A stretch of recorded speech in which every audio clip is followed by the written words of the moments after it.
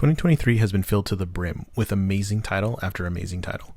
From Tears of the Kingdom to Baldur's Gate 3 to Spider-Man 2, there's no shortage of games to play right now. Yes, there's a lot of turmoil in the gaming industry, not to mention other entertainment fields with the writers and actors strikes this past summer, but we've been fortunate enough to see some of the best games in years drop within the last 12 months. That begs the question, is a game worth your time? With so much out there to choose from, how do you decide what you're going to play and what goes in your backlog? Is it a particular splash page on Steam that catches your eye? Do you talk to your friends about what to buy and what to play next? Or, like most of us, does your wallet stop you from being able to get everything you want?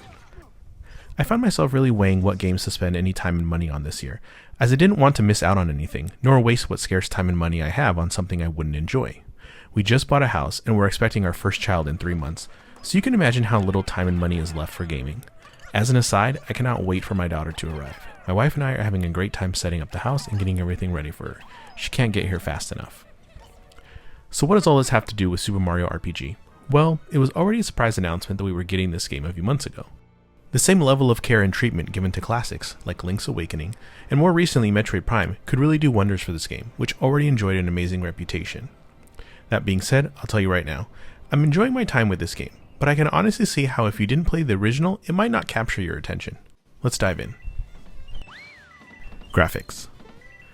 Without a doubt, Nintendo and Art Piazza hit it out of the park with this game. It looks amazing and has very little if any frame rate drops. Whether docked or in handheld, it stands toe-to-toe with any other high-caliber Switch game.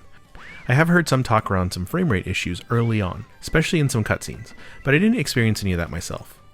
When they initially said they were keeping essentially the same art style, and not just with the isometric view, but with that diorama view, as I've heard it called, I thought they wouldn't be able to pull it off, but they certainly did.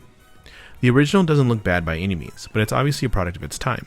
With the work they've done here, there's no reason that it won't continue to be held up as a classic for many more decades. I liken it to how Wind Waker has aged impeccably compared to other titles in that series. Gameplay. Where they made arguably the most changes to this game is in the controls and gameplay. I've heard some complaints that maybe it's too easy now, but honestly I feel like the changes are spot on. One of the biggest is the action prompt when in battle. A small exclamation point appears above your character's head, and when you time your A button just right with it, you'll deal extra damage or shield yourself from enemy attacks. This element was present in the original but without the exclamation point or indicator. I always struggle with that, and here it seems so much clearer and cleaner. Going hand in hand with this timing element is the action meter in the lower left corner and the accompanying triple move attacks.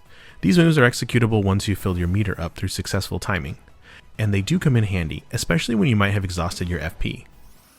The other big thing that stood out to me was breezy mode. Like we said, there's been a lot of discourse around games and their difficulty, especially in the past year, but seeing this was a nice treat. I'm playing on the standard mode, so I don't know just how breezy it is. However, I know sometimes RPGs feel inaccessible, particularly to newcomers, so anything that can make more people able to play a game without drastically altering it is a good thing if you ask me. Story.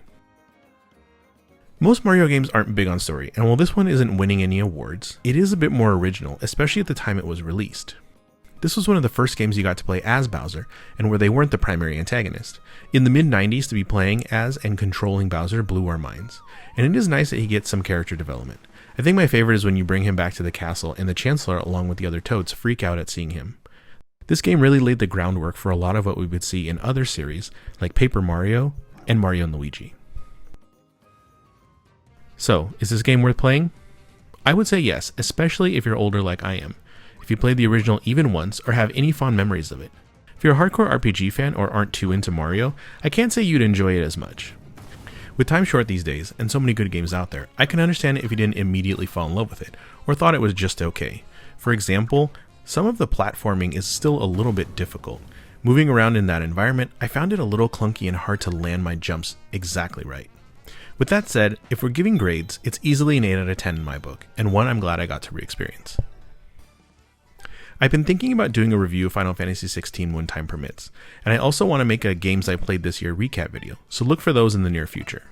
I mentioned before, we're expecting our first child, so I know in the spring when she arrives, my gaming habits are bound to change.